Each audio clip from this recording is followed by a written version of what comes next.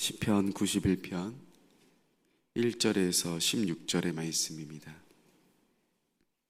시편 91편 1절에서 16절의 말씀, 긴 말씀이라서 제가 한 절, 여러분들이 한 절 교독하며 읽겠습니다.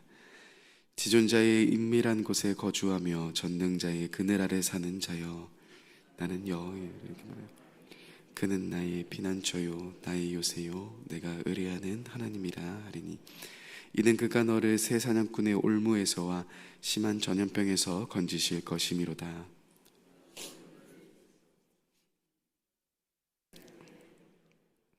그의 진실함은 방패와 손방패가 되시나니, 너는 밤에 찾아오는 공포와 낮에 날아드는 화살과 어두울 때 퍼지는 전염병과 밝을 때 닥쳐오는 재앙을 두려워하지 아니하리로다. 1000명이 내 왼쪽에서 10,000명이 내 오른쪽에서 엎드려지나 이 재앙이 내게 가까이 하지 못하리로다. 오직 너는 똑똑히 보리니 악인들의 보응을 내가 보리로다. 내가 말하기를 여호와는 나의 피난처라 하고 지존자를 너의 거처로 삼았으므로 화가 내게 미치지 못하며 재앙이 내 장막에 가까이 오지 못하리니, 그가 너를 위하여 그의 천사들을 명령하사 내 모든 길에서 너를 지키게 하심이라. 그들이 그들의 손으로 너를 붙들어 발이 돌에 넘어지지 아니하게 하리로다. 내가 사자와 독사를 밟으며 젊은 사자와 뱀을 발로 누리리로다. 하나님이 이르시되 그가 나를 사랑한즉 내가 그를 건지리라. 그가 내 이름을 안즉 내가 그를 높이리라. 그가 내게 간구하리니 내가 그에게 응답하리라. 그들이 환난 당할 때에 내가 그와 함께하여 그를 건지고 영화롭게 하리라.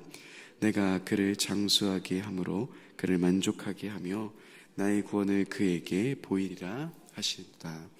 아멘. 사랑하는 여러분, 오늘도 이 새벽 기도에 나오셔서 너무 감사드립니다. 이 새벽 시간을 통하여서 하나님의 풍성한 사랑과 은혜를 경험하시는 저와 여러분들이 되셨으면 좋겠습니다. 세계적인 세일즈 트레이닝 전문가이자 인플루언서인 그랜트 카돈이라는 사람이 있습니다. 이 사람은 젊은 시절에 마약 중독자, 또 개인 파산, 흑수저로 대표되는 그런 삶을 살다가 완전히 전혀 다른 인생을 살아가게 됩니다. 근데 그분이 쓴 10배의 법칙이라는 자기계발서에 보시면 특별히 이 두려움에 대한 이야기를 하는 부분이 나옵니다. 두려움의 파트 부분이 나오는데요, 그 부분 중에 인상 깊었던 부분이, 사람들은 대부분 두려움을 도망가라는 신호로 받아들이지만 당신은 두려움을 전진하라는 신호로 받아들여야 한다라는 문구가 나옵니다. 이 문구가 굉장히 마음에 와닿았습니다. 사실은 그랜트 카돈이라는 사람은 세상적인 성공을 이야기를 하면서 그 두려움을 어떻게 극복하고 또 어떻게 다뤄야 되는지를 이야기를 하는 겁니다. 두려움이 너에게 찾아왔을 때 그 두려움은 도망치는 것이 아닌 전진해야 된다라는 신호다라는 이야기를 하면서 어떻게 그 두려움을 다뤄야 되는지를 보여주고 있습니다. 그런데 제가 이 대목을 보면서 한 가지 의문이 들었습니다. 여러분, 예수 그리스도를 믿고 살아갑니다. 우리는 하나님을 믿고 따라가는 자들입니다. 그러면 어쩌면 우리 역시도 두려움이 찾아왔을 때 이 두려움을 도망치는 신호가 아닌 전진하는 신호로 받아들여야 되고, 오히려 그 두려움을 뚫고 어떻게 전진해야 하는지, 그 두려움을 어떻게 다뤄야 하는지를 훨씬 더 잘 알고 그렇게 살아가야 하는 우리 아니겠습니까? 그런데 우리는 이러한 두려움이 찾아왔을 때 너무나도 익숙한 세상의 방식대로 이 두려움들을 해결하려는 모습들을 보입니다. 그래서 오늘은 이 말씀을 통하여서 두려움 속에서 어떻게 우리가 전진할 수 있는가, 두려움을 어떻게 다룰 수 있는가에 대한 부분들을 함께 말씀을 통하여서 나눠보고 싶습니다. 시편 91편은 사실 헬라어 번역서를 보시면은 저자가 다윗이라고 기록되어 있습니다. 그런데 누가 쓴지는 정확하게 알지는 못합니다. 그러다 보니까 시편의 역사적인 상황을 특정하기도 어렵습니다. 이 시편이 바벨론의 포로 이전의 상황인지 또는 이후의 상황인지를 특정짓는 것은 굉장히 어렵습니다. 그런데 이러한 특정짓는 상황, 구체적인 상황들은 잘 모를지라도 사실 이 말씀을 조금만 보더라도 이 말씀의 시인이 처한 상황, 그 어려움들이 대략 어떤 어려움인지는 조금 볼 수 있습니다. 3절 말씀은 이렇게 이야기합니다. 우리 3절의 말씀을 같이 한번 읽어보겠습니다. 3절입니다. 시작.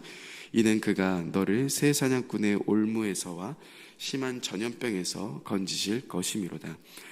새 사냥꾼의 올무와 전염병이 등장하죠. 심한 전염병은 우리가 잘 알고 있는 부분이지만 이 새 사냥꾼의 올무가 무엇인지를 조금 같이 설명드리고 싶습니다. 새 사냥꾼의 올무라는 것은 사냥꾼이 쳐놓은 덫을 이야기를 합니다. 그런데 진짜 실제로 사람들을 잡으려고 쳐놓은 덫은 아니겠죠. 이 표현은 영적으로 우리를 함정에 빠뜨리려는 사단의 계략을 뜻합니다. 여러분, 사단은 우는 사자처럼 두루다니며 삼킬 자를 찾습니다. 우리는 보이지 않는 영적인 세계에서 사실 너무나도 쉽게 간과하는 부분이 있습니다. 사단은 정말 교묘하게 우리가 보이지 않는 세계이지만 그 영적인 세계 속에서 저와 여러분들을 끊임없이 걸려 넘어뜨리게 하려고 많은 작전을 쓰고 있다는 겁니다. 여러분들을 빠뜨리려고, 여러분들을 넘어뜨리려고 덫을 끊임없이 설치해 둡니다. 히브리서 12장 1절 말씀을 나중에 한번 보시면은 그 말씀에서 우리를 쉽게 올가매는 죄가 있다라고 말합니다. 사단은 여러분들이 어떠한 부분에 두려움을 느끼고 어떠한 부분에 걸려 넘어지는지를 너무나도 잘 알고 있습니다. 재정의 문제 속에서, 재정의 어려움 속에서 두려움을 끊임없이 느끼고 있다면 여러분들의 그 길목 속에서 우리가 하나님께로 나아가고 기도하기 시작하고 하나님의 말씀 앞으로 나아가기 시작할 때 사단은 당연히 이 부분, 나의 두려움이 있는 재정적인 어려움들을 건들기 시작할 겁니다. 그래서 그런 어려움들이 우리의 마음 가운데 두려움을 주게 되고 그 두려움 속에서 갇혀 하나님 앞으로 나아가는 것을 멈추게 되는 그러한 패턴들이 우리의 신앙생활 속에서 자주 보이는 패턴입니다. 재정의 문제뿐만 아닙니다. 자녀의 문제, 관계의 문제 등등 여러분들이 두려워하고 있는 영역들을 집중적으로 공격하는 것, 새 사냥꾼의 올무처럼, 사냥꾼의 덫처럼 여러분들의 길목에 서서 끊임없이 여러분들을 넘어뜨리고자 합니다. 이러한 두려움들, 이런 어려움들을 주는 사단의 계략이 끊임없이 있다라고 고백합니다. 그리고 심한 전염병뿐만 아닌 5절 말씀에 보시면 이렇게 이야기합니다. 밤에 찾아오는 공포와 낮에 날아드는 화살도 등장합니다. 그러니 한마디로 시인이 처한 상황은 굉장히 두려움이 가득한 상황입니다. 그러한 현실 속에서 지금 놓여 있는 상황입니다. 여러분, 지금 여러분들의 마음 가운데 이러한 두려움들은 혹시나도 없으십니까? 나를 두렵게 하는 상황, 나의 마음을 어렵게 하는 상황들은 혹시나도 없으십니까? 이러한 상황 속에서 오늘 성경이 우리들에게 들려주고 있는 메시지, 오늘 말씀 한번 같이 보고자 합니다. 1절, 2절의 말씀을 먼저 한번 보겠습니다. 1절, 2절의 말씀을 같이 한번 읽어보겠습니다. 시작. 지존자의 은밀한 곳에 거주하며 전능자의 그늘 아래 사는 자여, 나는 여호와를 향하여 말하기를 그는 나의 피난처요 나의 요새요 내가 의뢰하는 하나님이라 하리니. 여러분, 여러분들의 두려운 상황, 여러분들이 두려워하는 상황 속에 처해 있을 때 어떻게 우리는 전진할 수 있습니까? 성경은 어떻게 그 두려움을 다뤄야 된다라고 이야기를 합니까? 첫 번째 우리가 기억해야 될 것은 내가 피할 곳이 어디인지를 기억하는 겁니다. 오늘 말씀에서 시인은 이렇게 이야기합니다. 지존자의 은밀한 곳에 거주하며 그늘 아래 사는 자요. 그런데 새 번역으로 조금 더 읽어드리면 이 표현이 와닿으실 겁니다. 이렇게 새 번역은 이야기합니다. 가장 높으신 분의 보호를 받고 사는 너는 전능하신 분의 그늘 아래 머무를 것이다 라고 말합니다. 여러분, 우리가 믿고 있는 하나님은 어떠한 분이십니까? 저와 여러분들이 믿고 있는 하나님, 가장 높으신 하나님 아니십니까? 우리 하나님에게 돈이, 액수가 문제가 되겠습니까? 우리 하나님에게 능하지 못하실 일이 있으실까요? 당연히 없습니다. 우리가 믿고 있는 하나님, 가장 높으신 분이시며 전능하신 하나님이다라고 우리는 고백하며 그분과 함께 살아가고 있습니다. 그런데 여러분, 어쩌면 우리는 그분의 보호 아래 살고 있으면서도, 그분과 함께 동행하면서도 두려움과 염려가 찾아왔을 때 또 다른 피난처를 찾아다니는 모습을 보곤 합니다. 지금 당장 눈에 보이는 더 좋은 피난처, 우리의 마음 가운데 안정을 줄 것 같은 피난처를 우리는 찾아간다라고 말합니다. 분명히 시인은 말합니다. 너희는 지존자의 은밀한 곳에 살고 있다. 그러면 여러분, 우리의 피난처는 어디입니까? 바로 그 하나님의 그늘 아래 아니겠습니까? 주님이 저와 여러분들의 피난처이십니다. 주님이 저와 여러분들의 요새이십니다.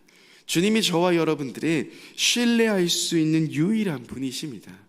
그렇다면 여러분, 우리를 두렵게 하는 상황과 어려움이 찾아왔을 때 우리가 피해야 할 곳, 우리가 도망쳐야 할 곳이 어디겠습니까? 바로 하나님의 품 아니겠습니까? 그런데 우리는 또 다른 피난처를 찾아다니려고 합니다. 우리의 마음을 두렵게 하고 우리의 상황 가운데 재정의 문제, 관계의 문제, 자녀의 문제가 찾아왔을 때 우리는 또 다른 피난처를 찾아가려고 합니다. 사실 여러분, 이스라엘 백성들이 바알을 왜 숭배했습니까? 바알을 정말 사랑해서 바알을 따랐던 겁니까? 바알을 섬겼던 겁니까? 가만히 보시면 이스라엘 백성들이 우상을 섬기고 바알을 섬기는 이유는 그들 안에 있었던 두려움 때문이었습니다. 바알에게 제사를 해야지만 자신의 농사가 잘 될 것처럼 보였기 때문에 옆에 있는 하나님을 믿고 있다라고 말하는 사람도 바알을 섬기고 있고, 그가 열심히 바알을 또 섬기며 하나님도 섬기고 있기에 수많은 사람들이, 수많은 이스라엘 백성들이 하나님도 섬기고 있었지만 바알도 섬기고 있었습니다. 왜입니까? 혹시나도 바알을 섬기지 않았을 경우에 자신의 농사가 실패하고 자신이 하는 일들이 잘 안 되면 어떻게 하지? 라는 그런 두려움들이 그를 우상으로 섬기게 만든다는 겁니다.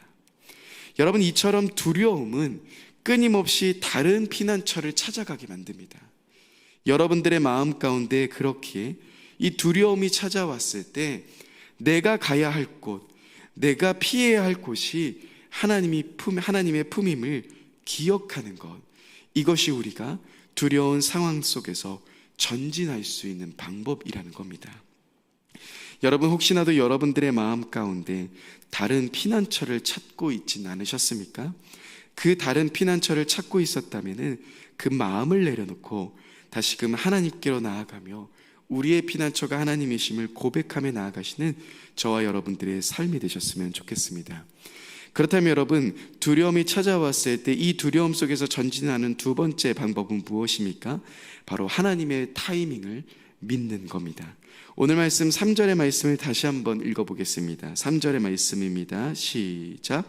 이는 그가 너를 새 사냥꾼의 올무에서와 심한 전염병에서 건지실 것이미로다. 여러분, 이 시편 91편의 말씀을 가만히 보시면 아주 중요한 표현이 등장합니다. 그것은 무엇입니까? 이 말씀의 시제를 한번 살펴보십시오. 이 91편의 말씀에 나오는 시제는 어떻게 되어 있습니까? 사실 우리가 원하는 것은 무엇입니까? 이러한 표현을 원합니다. 하나님이 새 사냥꾼의 모든 올무에서 심한 전염병에서 우리를 건지셨다. 사실 우리가 원하는 것은 그 두려운 상황 속에서의 문제 해결입니다. 주님, 도대체 문제를 언제 해결하시는 겁니까? 주님, 도대체 문제를 언제 풀어주시는 겁니까? 우리가 대부분 원하는 것은 과거 시제를 원합니다. 하나님이 두려운 상황 속에서, 어려운 상황 속에서 그 모든 문제를 해결해 주셨다라는 것을 원합니다. 그런데 오늘 말씀을 가만히 보십시오. 오늘 말씀의 표현은 어떻게 되어 있습니까? 과거 시제로 되어 있지 않고 전부 미래 시제로 되어 있습니다. 하나님이 너희를 건지실 것이다. 하나님이 가까이 그 원수들을 하지 못하게 하실 것이다. 너희는 볼 것이다. 하나님이 너희를 지키실 것이다. 짓밟고 다니게 하실 것이다. 건져주실 것이다 라고 말하면서 이 말씀의 시제는 모두 다 미래 시제로 표현하고 있습니다. 그러니까요, 한마디로 오늘 말씀에서 시인은 여전히 자신의 불안한 상황 가운데 있는 겁니다. 자신의 두려운 상황 가운데 놓여 있는 겁니다. 그런데 그 두려운 상황 속에서 그 문제가 해결됐기 때문이 아닌, 그 두려움에서 벗어났기 때문에 그가 확신하고 전진하는 것이 아닌, 그가 확신하고 전진할 수 있는 이유는 무엇입니까? 하나님의 타이밍을 신뢰하기 때문이라는 겁니다. 여전히 자신의 삶 속에서 자신이 생각하는 타이밍대로 일이 일어나지 않을 수 있습니다. 문제가 해결되지 않았을 수도 있습니다. 그러나 그가 담대함을 가지며 전진할 수 있는 이유는 무엇입니까? 나의 타이밍은 아직 오지 않았지만, 나의 타이밍대로 하나님이 일하시진 않았지만, 하나님은 하나님의 타이밍대로 하나님의 타이밍에 나의 삶 가운데 일하실 것이다라는 분명한 확신을 가지고 있었다라는 겁니다. 그렇기 때문에 그는 끊임없이 미래의 시제이지만 분명하게 확신하며 걸어갈 수 있는 겁니다. 하나님은 나의 삶 가운데 일하실 것이다. 하나님은 나를 건지실 것이다. 하나님은 나를 지키실 것이다. 하나님은 짓밟고 다닐 수 있도록 하실 것이다 라고 끊임없이 확신하며 그 미래 시제 속에서 주님의 타이밍을 신뢰하며 걸어가고 있다라는 겁니다. 여러분, 여러분들의 두려운 상황 속에서, 여러분들의 염려가 가득한 상황 속에서 우리가 전진할 수 있는 이유는 무엇입니까? 나의 타이밍이 아닌 하나님의 타이밍을 바라보며 그 하나님을 신뢰하며 나아갈 때 가능하다라는 겁니다. 여러분, 이렇게 주님의 타이밍을 신뢰하며 전진하시는 저와 여러분들 되셨으면 좋겠습니다. 마지막이 있습니다. 사실 이 마지막이 가장 중요합니다. 여러분들의 그 두려운 상황 속에서, 우리의 그 염려가 가득한 상황 속에서 어떻게 우리가 전진할 수 있는 겁니까? 우리 13절의 말씀을 같이 한번 읽어보겠습니다. 13절의 말씀입니다. 같이 읽어보겠습니다. 시작. 내가 사자와 독사를 밟으며 젊은 사자와 뱀을 발로 누르리다. 여러분, 아주 멋진 말씀을 들려주고 계십니다. 너가 사자와 독사를 밟으며 젊은 사자와 뱀을 발로 누를 것이다. 여러분, 이것은 무엇입니까? 동물인 사자와 독사는 실제로 동물을 뜻하는 것은 당연히 아니겠죠. 이 말씀에서 사자와 독사는 무엇을 뜻합니까? 모든 위험한 세력을 뜻합니다. 특별히 사자, 우는 사자처럼 두루다니며 삼킬 자를 찾는 그 사단, 뱀처럼 사람을 유혹하며 미혹하는 그런 사단의 세력. 다시 말해 사자와 독사는 사단의 세력, 여러분들을 괴롭히며 여러분들을 무너뜨리려고 하는 그 사단의 세력을 이야기합니다. 그런데 그 세력을 너가 어떻게 한다라고 말합니까? 너가 밟는다라고 말합니다. 너의 발로 누른다라고 이야기를 합니다. 여러분, 그런데 이 말씀도 미래 시제로 표현하고 있지만 사실은 우리에게 이 말씀은 미래 시제가 아닙니다. 이 말씀만큼은 우리에게 이미 이루어진 시제입니다. 왜입니까? 예수님은 이렇게 이야기하셨죠. 보라, 내가 세상을 이겼다. 여러분, 이 말씀의 시편의 시제는 미래이지만 우리에게 이 말씀은 과거의 시제입니다. 왜입니까? 예수 그리스도가 이미 승리하셨기 때문입니다. 여러분, 예수 그리스도가 이미 승리하셨습니다. 그리고 우리는 그 예수 그리스도를 믿는 저와 여러분들은 이미 승리한 자라는 겁니다. 우리가 기억해야 될 것은 무엇입니까? 사단은 끊임없이 너가 아직 승리 못했다라고 고백할 겁니다. 여러분들의 마음을 두려운 상황과 그 어려운 상황을 만들어줘서 우리의 마음을 옭아매려고 할 겁니다. 야, 너 아직 승리하지 못했어 라고 이야기할 겁니다. 그런데 여러분, 우리가 기억해야 될 것은 무엇입니까? 우리는 이미 승리한 자라는 겁니다. 여러분들은 이 말씀을 끊임없이 선포하며 나아가셔야 합니다. 제 마음 가운데 두려움이 찾아올 때가 있습니다. 그러면요, 저는 그때마다 허리를 딱 세웁니다. 그리고 이렇게 사단에게 선포합니다. 사단아, 너가 아무리 나에게 공격해도 너는 이미 패배했어. 나는 승리한 자야 라고 선포하기 시작합니다. 그러면서 제가 이렇게 사단에게 이렇게 겁을 줍니다. 손을 들면서 이렇게 혼내려고 딱 합니다. 그렇게 마음을 딱 가지면서 어떠한 것을 합니까? 사단은 패배했다라는 것을 제 마음 가운데 다시금 선포하는 겁니다. 여러분, 우리들의 상황과 환경 속에서 우리가 해야 되는 것은 무엇입니까? 예수님이 언제 환경 앞에서 벌벌 떠셨습니까? 여러분, 예수님이 언제 사단의 공격 앞에서 벌벌 떠셨습니까? 우리 예수님 상황과 환경 앞에서 떠시지 않고 오히려 사단과 상황과 환경이 예수의 이름 앞에 무릎 꿇지 않았습니까? 여러분, 사단이 언제 예수님을 대적할 수 있었습니까? 예수님이 가까이 오시자마자 두려워서 도망치는 것이 사단 아니었습니까? 그렇다면 우리도 이러한 믿음의 삶 걸어가야 하지 않겠습니까? 우리에게 두려움이 찾아왔을 때, 여러분들의 마음을 두렵게 하며 그런 상황이 또다시 찾아왔을 때 우리가 기억해야 되는 것은 무엇입니까? 내가 승리한 자라는 사실을 기억하셔야 됩니다. 우리가 그 두려움 속에서 예수님의 승리를 선포하며 나는 승리했다라는 것을 담대하게 선포하며 나아가실 때 저와 여러분들은 그 두려운 상황 속에서 전진하며 걸어가실 수 있게 되실 겁니다. 사랑하는 여러분, 오늘 두려움 속에서 시편을 통하여서 다시금 우리가 전진하는 방법에 대해서 배웠습니다. 이 두려움이 찾아왔을 때 어떻게 이 두려움을 다뤄야 되는지를 배웠습니다. 먼저 두려움이 찾아왔을 때 여러분, 내가 피할 곳이 어디인지를 기억하셔야 됩니다. 우리의 피난처는 세상이 아닙니다. 우리의 피난처는 돈이 아닙니다. 우리의 피난처는 안정이 아닙니다.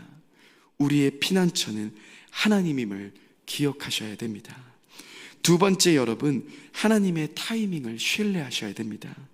지금 당장 내 앞에서 문제가 해결되지 않았을지라도 우리는 하나님의 타이밍을 신뢰합니다.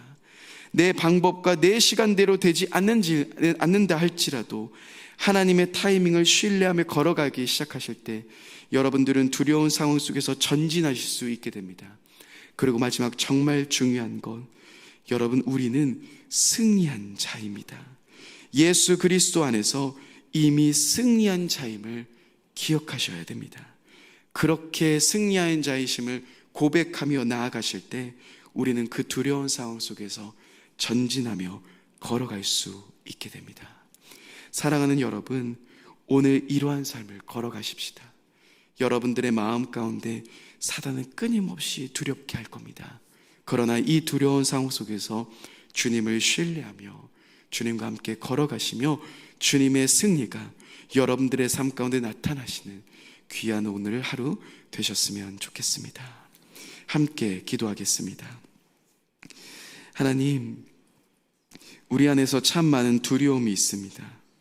사단이 끊임없이 우리들의 마음 가운데, 우리의 상황 가운데 올무를 설치하며 우리를 넘어뜨리게 하며 두렵게 하려고 합니다. 그러나 주님, 다시금 이 시편의 말씀을 묵상하며 이 두려움이 찾아왔을 때 우리가 어떻게 걸어가야 할지를 다시 한번 생각해 봅니다. 주님만이 우리의 피난처이심을 고백합니다. 하나님, 나의 타이밍이 아닌, 나의 방법과 나의 시간이 아닌 오직 하나님의 때를 기다리며 하나님이 하실 일들을 신뢰하며 나아갑니다. 또한 예수께서 승리하심을 고백하며 우리 역시 승리한 자임을 믿으며 그 승리를 선포하며 나아가는 우리의 삶이 되길 원합니다.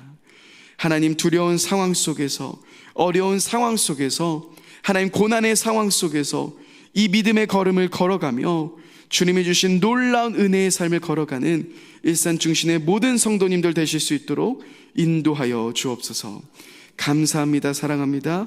귀하신 예수님의 이름으로 기도드립니다. 아멘.